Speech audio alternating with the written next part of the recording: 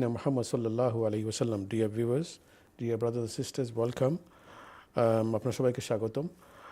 Today we're going to be doing a topic which is a rise of far rights and then inspiring our young people too.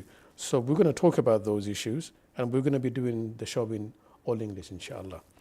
Dear viewers, with me we have Mark Hastings. He's a youth minister. Yes, that's right. Mark, our topic today is quite different than the usual ones. The rise of far rights, and they're influencing our young people and community as well. We've seen it in UK and other places. Why do you think the far right, they're like us, they're human beings, but they seem to see another side of the coin, and they are rising in Europe and everywhere else? Why do you think it's happening? Well, I think we could take the usual suspects, which are thinking about sort of immigration issues, or whether it's a dissatisfaction with resources being taken by people that are coming in to the countries that are in question. That we've seen sort of evidence of people moving from state to state over years because of conflict throughout the Middle East and beyond that. And to be honest, this has been something that's been going on for hundreds of years. People have moved. People have moved for resources. People have moved by necessity. People have moved because of famine, war, conflict. That's not new to us. And so, in many ways, in the 21st century, I think we've probably seen the biggest movement of peoples. I couldn't give you a definitive answer on how many million have moved, but the fact is that people have had to move. And I think with that comes the implication that people come to new countries. They are settling into a new sort of way of living in a new country, and almost inevitably the resources become stretched, and people are asked the question, am I welcoming, or can I be welcoming to new neighbours? And we live in a very sort of diverse place in London, where we've always had immigration. Yeah, and therefore I think if people don't feel satisfied with the politics of the nation, if they see sort of like they're being perceiving injustice, then people will ask the questions and raise the question about whether politics is actually doing it for them. So recent, when you say a big immigrant moved around, was, for example, in Syria, was the biggest move. A lot of people went to Germany. Really, a million people went to Germany. But probably 2-3 million went to Turkey and other places like Jordan, other places. So they would say, is it our fault that we've been kicked out of our own country by those powerful countries, Middle Eastern or Europeans or the US, when bombing them, they want to get rid of one of their governments. So is it our fault that we've been kicked out of our own country, and for a safety reason we came to Europe? So that's the question they're asking. So do you think it's fair, or is a moral right we say to them, no, we'll bomb you, but we're not going to have you? Would that be right, though? Absolutely not. I mean, I take the position that any form of violence is a no-no.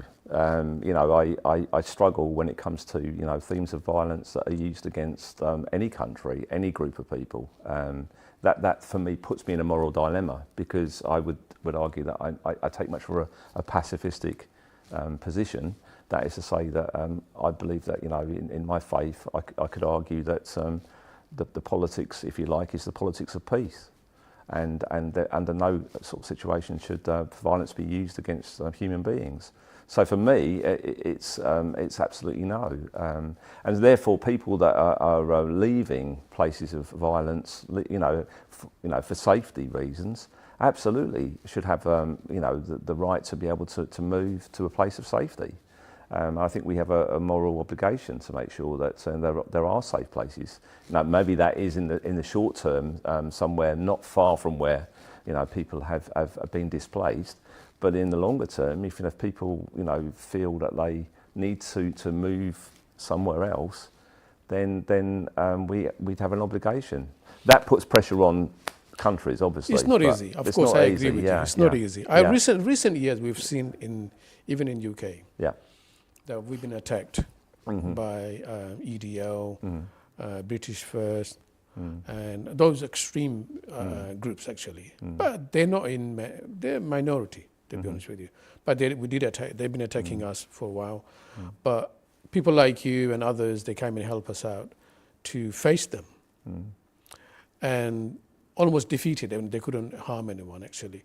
So people who are watching us, they're frightening that. What's going to happen to us if that goes rise like that? What's going to happen to us? Are we going to be kicked out, or are we going to be attacked? And I'm born here. This is my home. Why am I being picked on just because of my color or something? Not right.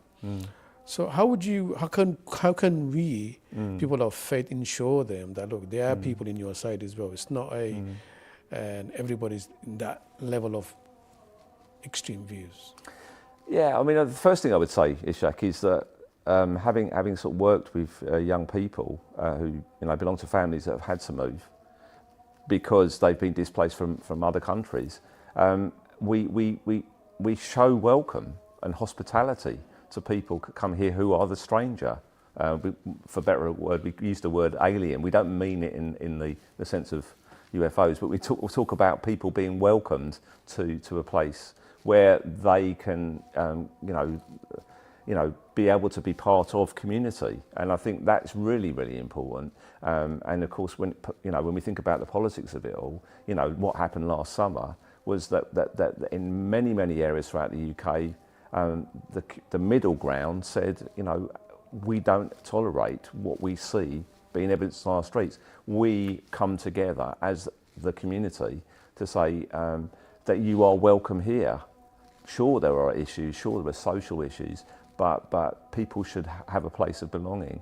And I think that's where the place of religion, the place of faith, can be very, very much instrumental in making that known. That is in our DNA. We welcome. Have you noticed those riots or whatever happened around the country?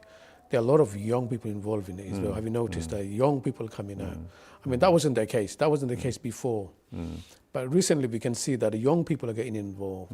How do they get groomed, or do you think they are influenced by social media, or how do they get involved in these things? Well, I mean, I don't think it's new. In my experience and in my relatively long life, I've seen examples of of riots that have taken place, like back in the 80s and the 70s, and much more recently.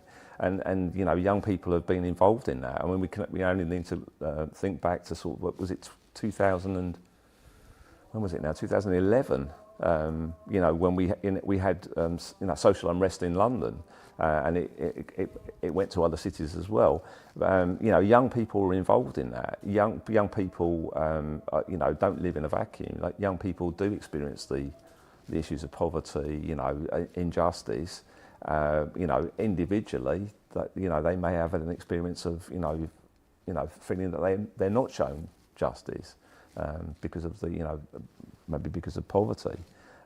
So I don't think it's a new thing, but I think they almost inevitably young people, because they form parts of community, will experience both the centre and the extremes that we see in our communities, which is really, really sad. What do you think we should do as a community leaders? Yeah. As a community workers and leaders, and what should we do to, because you've been working with the young people. In your group, Feast is amazing. It's you bringing a lot of different faith groups together, and you're working with them.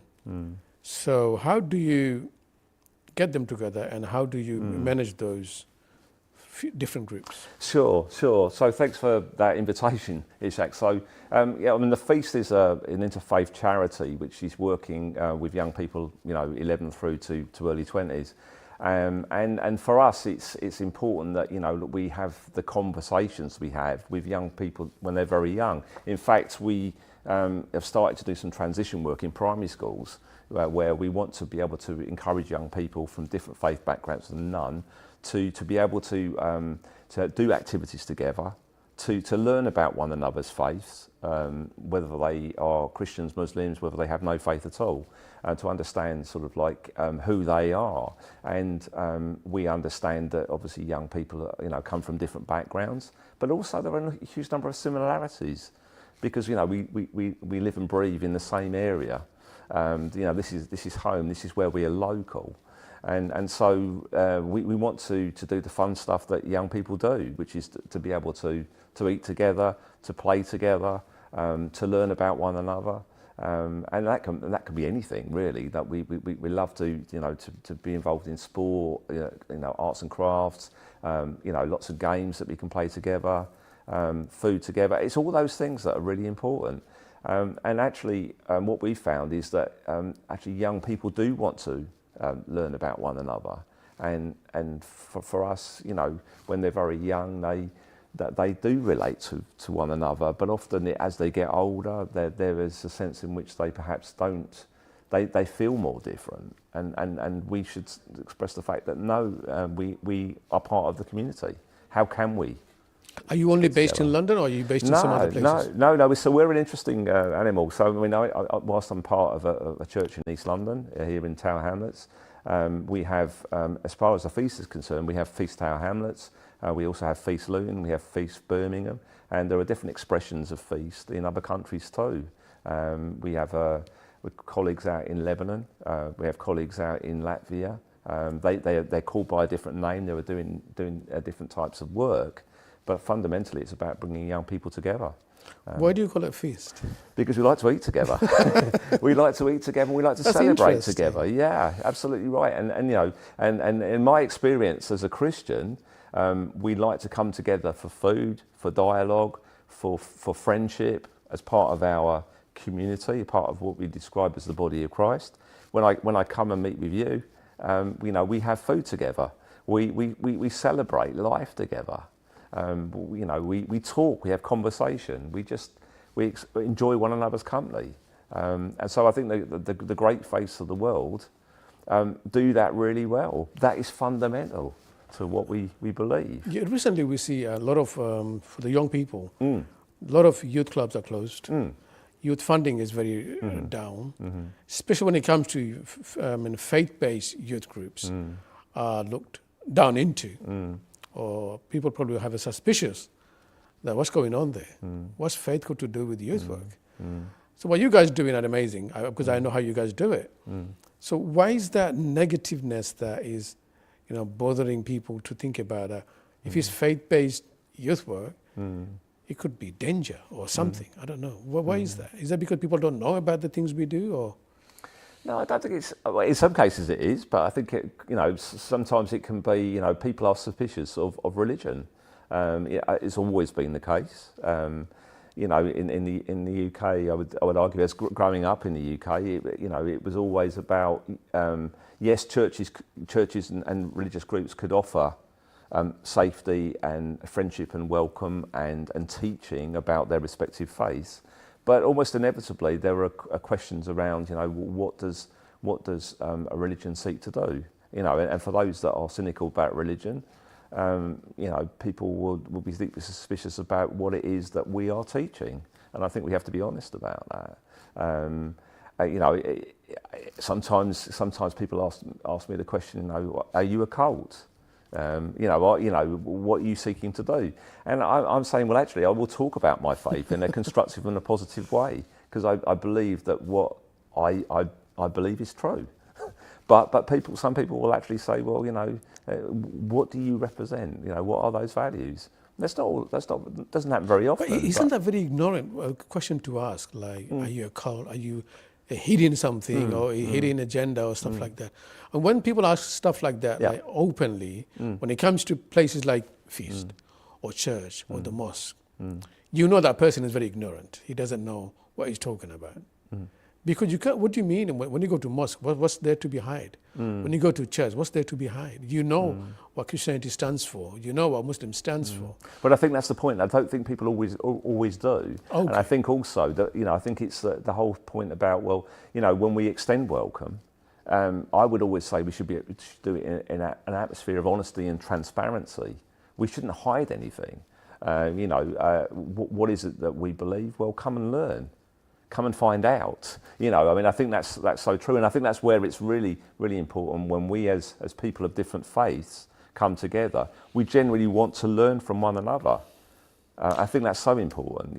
So I learn more about the Muslim faith, and in turn, you ask me questions about my faith. So often people don't know that, and so often people don't ask, always know what questions to ask. I think that's where hospitality and welcome, which are absolutely foundational to what we believe, should be central. All those issues we talked about earlier, like far right, extremism, those things. Do you think the faith group are powerful enough to work with them, or can they bring a solution? Or we can't. Well, I do. Well, I don't see the challenges. That's a good question, because fundamentally I do not understand how people can walk through this life without faith. That's the first thing I say to myself. I don't know what it would be like to not be a person of faith, believing in a God, worshipping a God, because that's something that I've come to understand is foundational to life. It makes sense of life. The beauty of creation is manifested by, I believe, a God who created and created us as human beings. And so for that reason, I think life it should be about celebration, and should be about everything being centered around God. And so that's something I want to communicate. I want to say, actually, this is a beautiful world that we live in. It's a messed up world for sure. But as a faith group, Christian, Muslim, we're talking about faith group, like community church, community mosque, and all these people. Yeah. Can we not come together and face? Not face means fighting. I'm talking about. Right. At least engage with them, those groups, because we don't see any faith leaders coming together and talking about those issues we have. We've got to deal with them. There's no other way. We've got to deal with them. We can't run away from it. And I think there are conversations being had, sort of like, at community level. I mean, obviously we can't talk for other places, but I think in our experience, I mean, you and I were involved in a conference last weekend where we were talking to Christian individuals, different churches about the church and the far right, for example, and we were grappling with questions of what responses can people of faith actually give, and in my experience, we can absolutely do that. I think there are conversations to be had, at different levels, whatever that means. For us as community practitioners, it's about what are we doing to make places a place of welcome from all people. So my experience, when in terms of what you do, here is I think about you absolutely, talking about Islamic awareness, for example. You have open days, you welcome, you answer questions.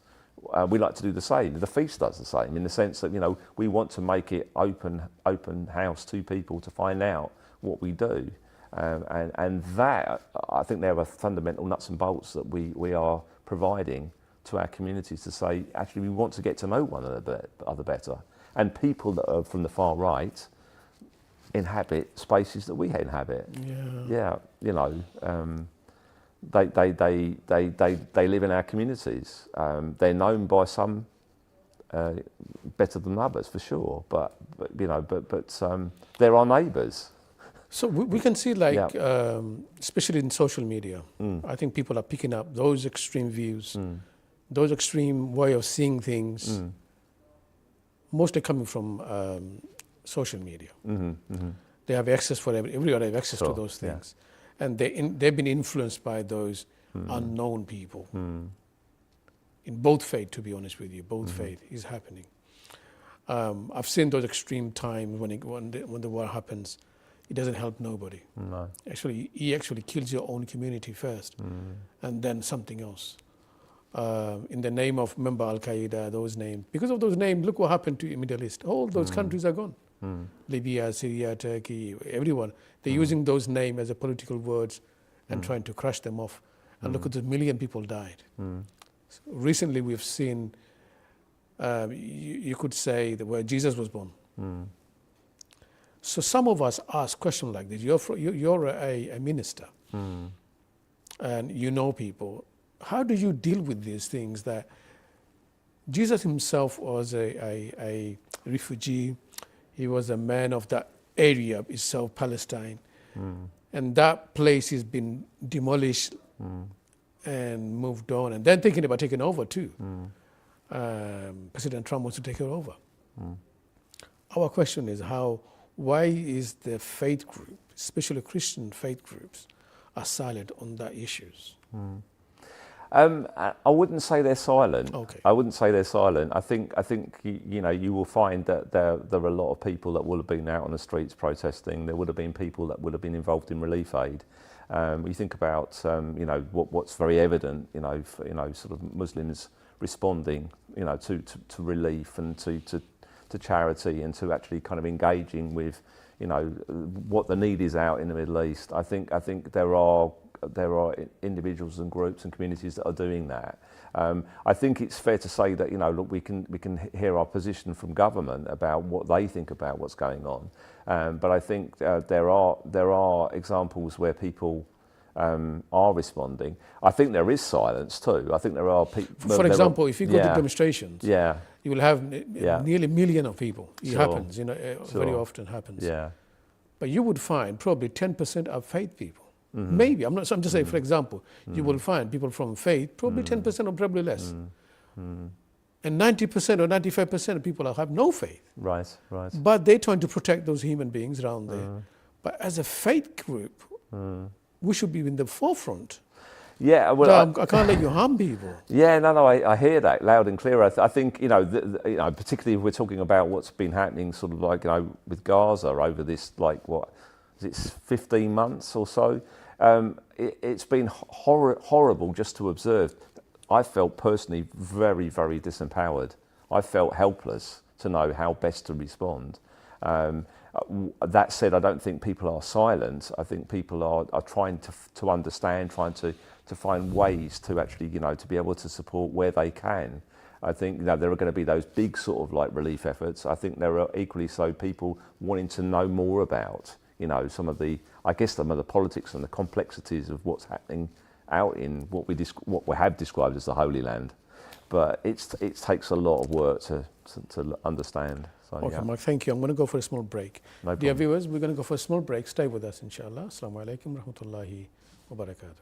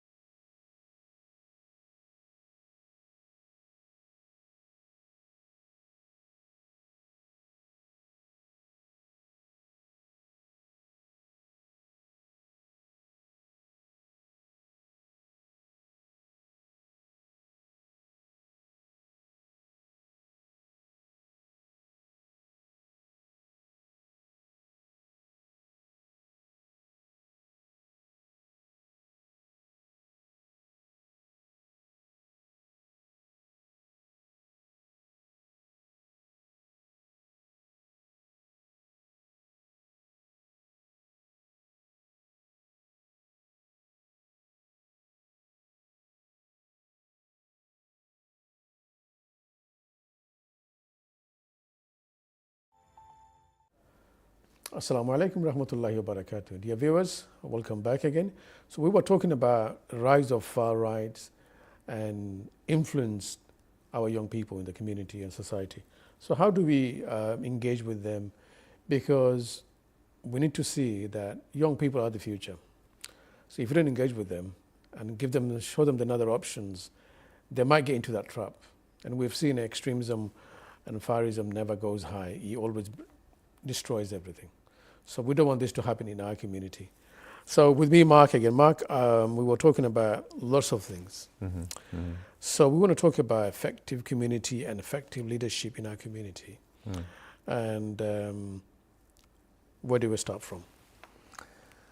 Well, I mean, I think we start by recognising that we have got community, in our respective, church buildings, mosques. We've got community there, and we were just talking about this morning actually in church. So we're just talking about sort of like what it means to be community, and I think we need to be in a position to welcome people without any doubt, and also to go out there actually as well, because we live in communities. So it's actually the very fundamentals for me, which is about love of neighbour. It's about love of enemy. Yeah. Yeah. When we say neighbour, let's start with neighbours first. Start with neighbours, yeah. Neighbours, nowadays, we don't even know who's my next door neighbour. Sure. We don't know the names. Yeah. We don't know where they're from. We only see the colours maybe. Yeah. Oh, he's maybe from Pakistan. Oh, he's maybe from Africa. See what I mean? Yeah. But we don't even know them. We don't even know what they like. We know what they do. Sure. So actually, we don't know our neighbours anymore. Yeah. We don't even say hello, morning anymore. Sure. Have you noticed? Yeah. So our young people are growing up like that too. I don't have to say hello to anyone. So we need to break that down. We need to know our neighbours. Exactly. And I think that's a really important thing, isn't it? Because, I think it's interesting that during the pandemic, back during the coronavirus crisis, there was a sense in which, that there were numerous examples of actually people being loving, being neighbourly. When you think about some of the food runs that were being done sort of like locally, when you think about the ways in which people were helping in practical ways, if it meant going shopping for others, for neighbours, actually at that point you found that people became less isolated. Sure, there was a lot of isolation, but I think equally so, I think it's about, as you say, taking the time out to actually be able to get to know who people are, to actually find out people's names. I have this thing about, being curious. And I think curiosity is a great trait to have. Some people say actually you're minding somebody else's business, or you want to know other people's business. Okay. But you know what I'm talking about. But actually to be curious, to actually take the time to find out about people, is so important. And I think that's got to be the starting point. Now that's easier for some than others. If you're an extrovert, it's easier to actually get to know people because you would tend to be more curious. It's harder if you're an introvert, where you perhaps don't feel quite so confident. But I think we should give people the confidence, giving them the permission to be able to learn about neighbours, and I find that that's possible. What I've noticed as well. So when people because we're talking about faith, I'm going to be a bit of negative in that one. So what we do is we go say hello, hi, everything is good, and then we move on. Yeah. We don't go beyond anything else, No, see what I mean? no. Or come to my house, have a tea, coffee. Sure. Or how's your work? What you been doing? Do you need any help? You got a problem with your car or something like that. You see what I mean? Yeah. We're not going beyond that line anymore. Yeah. We're just going hello, hi, and everything's okay, and that's it. So what's going on is the people around us, they don't feel a sense of community anymore. It's not like that you can trust somebody. The trust is not there anymore. See what I mean? So how can this is an amazing place we live in. Tower Hamlet is a really multicultural place where all kind of people lives here. And we do amazing stuff as well. Regularly we do stuff like that. But still we're not becoming friends that I can share something. Sure. I can tell you a story. Oh, listen, I didn't like it today. My boy done this to me. Oh, I can't share it with you. Like I'm still defensive. So how do we break that ice down that at least I can talk to my neighbours and I can share things? Sure, and I think part of this can be about our pride. That sometimes we don't feel that we're in a position to be able to say to people, communicate with people, that we're vulnerable sometimes. As human beings, whatever our colour, there are times when we feel more vulnerable. For example, it might be we have an elderly neighbour, who's sort of like, is vulnerable because they can't get out or they're immobile. It may be, at the other end of life, we think about sort of like a mother with a newborn baby. There can be an incredible loneliness, sort of like when you're bringing up children. You need to have peers, you know, people of the same sort of age that, you know, that may have children themselves, where you can come together. And I think that's where often where, you know, you see the best examples of people, women becoming much more, you know, being vulnerable. And I think that's something which, as guys, as men, I don't think we're so good at, if I'm brutally honest about it. You know, I won't always communicate how I'm really feeling. If somebody asked me the question, how are you?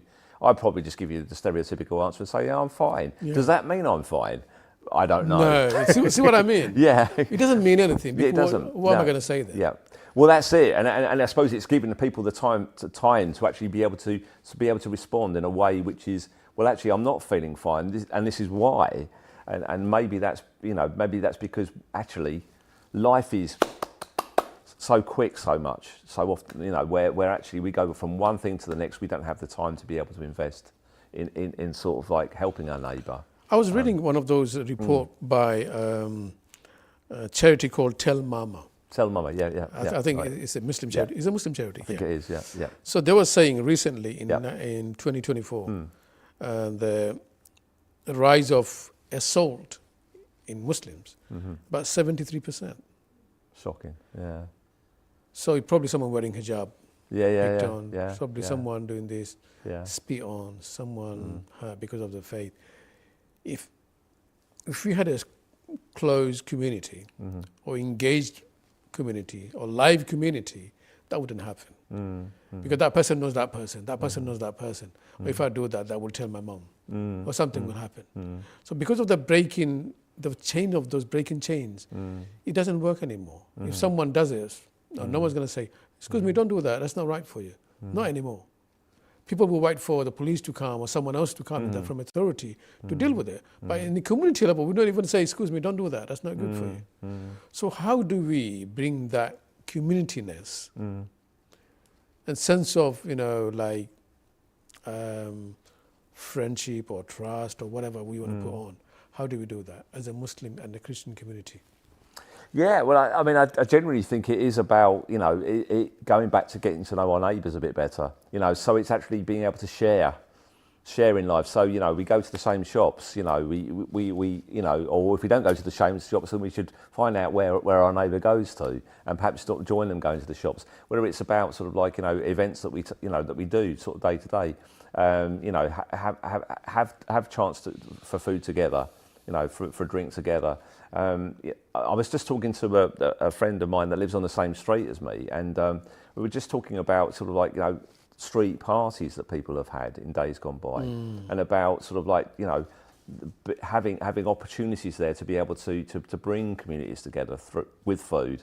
Now, we may not necessarily do it on the street, but it may be that we have something that's going on in a local community hall or a mosque or a church, or we have ample opportunities, I think, to be able to do that, and there are examples where people do that.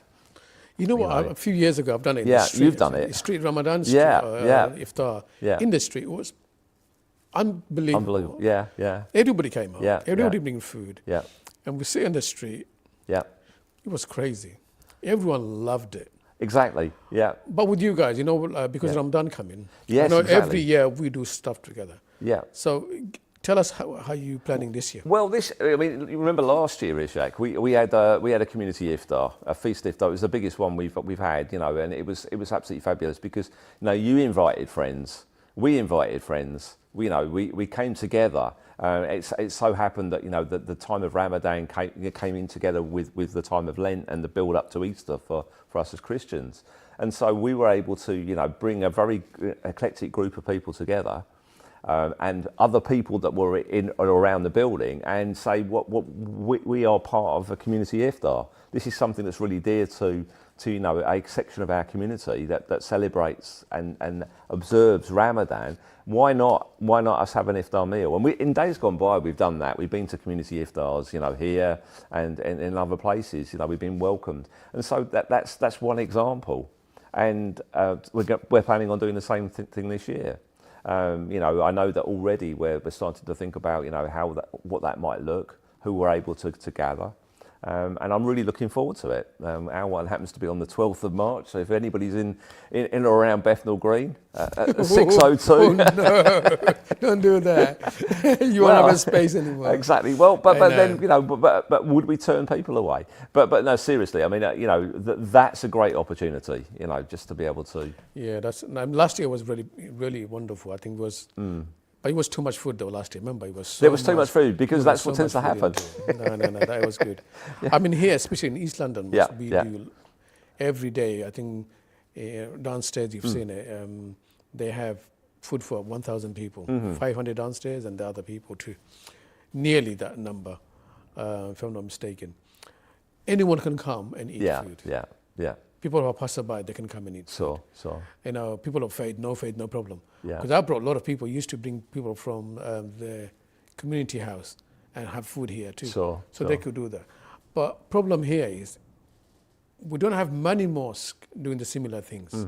The iftar for non-Muslims or someone with no faith. Someone from different community, if they have access, when people knows that every iftar actually is open for everybody, to be honest. So if the other mosques are open and in welcoming others, especially neighbors we're talking about, that would be a very interesting way of engaging with people. What do you think? I think it would be fantastic. I mean, you know, I think it's great to go to new places and to get to know your neighbours. I genuinely think, you know, that if there could be more of that, you know, that it's joined up. It's just being realistic, isn't it, about sort of the fact that, you know, that mosques and religious buildings are in different parts of our community, and, you know, they're best to serve their communities, and I think that's fantastic. And so almost inevitably, you know, there's going to be a limits on the times you have, but I think it's a great aspiration to have. We do it with the feast simply because, you know, we are, you know, a youth charity where interfaith is in our DNA, and, you know, we would like to understand sort of more about Muslim practice as much as young people that from other backgrounds want to learn about our, you know, our and other faiths, which is fantastic. But I think, you know, I think the opportunities there should be for all. For example, if your neighbour comes to you and say, would you like a break fast with me? Or would you like to fast and have a breakdown with me? Would you do it? I think it would be amazing, you know, for people to actually offer me that opportunity. I think it would be a real privilege. You know, we observe Lent. You know, we have as Christians we do fast. Not every Christian fasts in the same way because there's quite a lot of what should we say, flexibility and freedom in how we do it. But actually, I think that would be a real privilege to be able to do that, go on a journey with, you know, with somebody that doesn't share my faith. Absolutely. So if you, for example, if a person goes to your church and say, I'm Muslim, but I'm fasting, I want to break my fast, would you allow them to break a fast in your church? Yeah, I mean, you see, the thing is that's their practice. Our building is open to everybody. That's the whole point. We don't turn people away.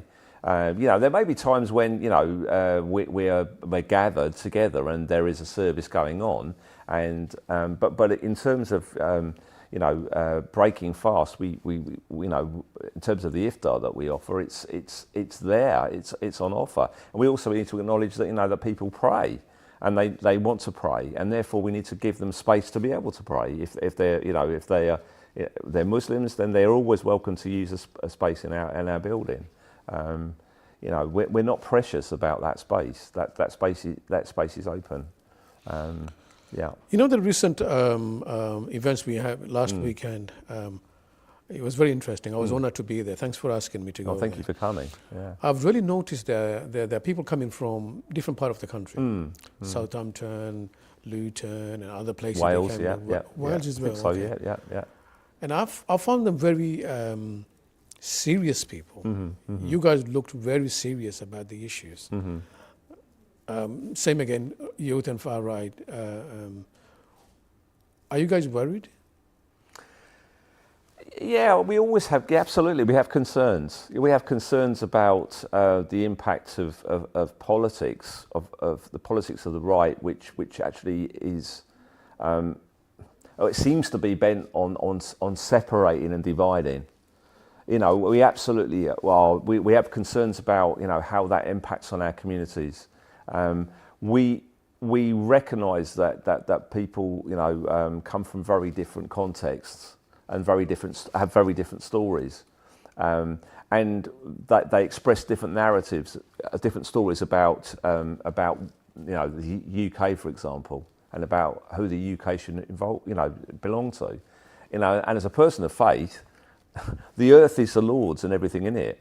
You know, our nation, the countries, the geographies of our world belong to God.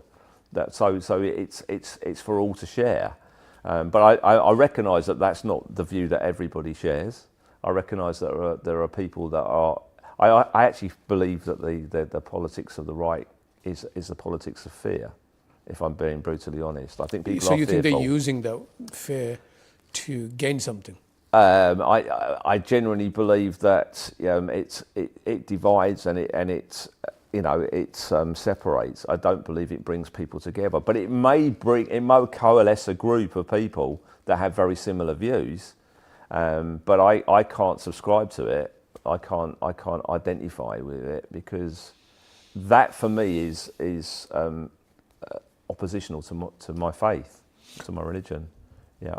Do you feel, I mean, another question similar to this one, do you feel the faith, I mean, faith means religions are in danger of destruction? Are they going to face danger? I think almost inevitably, absolutely. The way things are going, I mean, the way things are going, if you look at US, if you look at Germany, the far right, if you look at Holland, if you look at, what do you call them, France, everywhere, they're very powerful. There's a very powerful source, or the force. And we know they don't like religions, in any kind, to be honest with you. They allow you much as they can handle, but beyond that, no. So do you fear that we all should be united and help each other in that field? I think as people of faith, I think we absolutely should sort of like recognise that we have something in common, that we have a religious structure, you know, as people of faith. I think in terms of like what I see, the politics of what I see in our world around us, all I would say really is that, you know, that as long as there have been human beings on planet Earth, there have been conflicts, and there has been difference, and wherever there's difference, there is the potential for conflict to happen. And wherever there is conflict, there is fear, and wherever there's fear, there is violence. And I think when I look at our world, that we only have to look closely, and we do see good news. We do see examples of people being kind to one another, being good neighbours. I think of ample of opportunities where we could have a programme about good news stories that happen in our world, whether they're from people of faith or otherwise. You know, so when we were talking in the break there about sort of like the issue of Palestine, Israel at the moment, we think of numerous examples of where people have expressed kindness between the communities. You know, as well as those that are outside those communities that have expressed concern and have provided support wherever they could.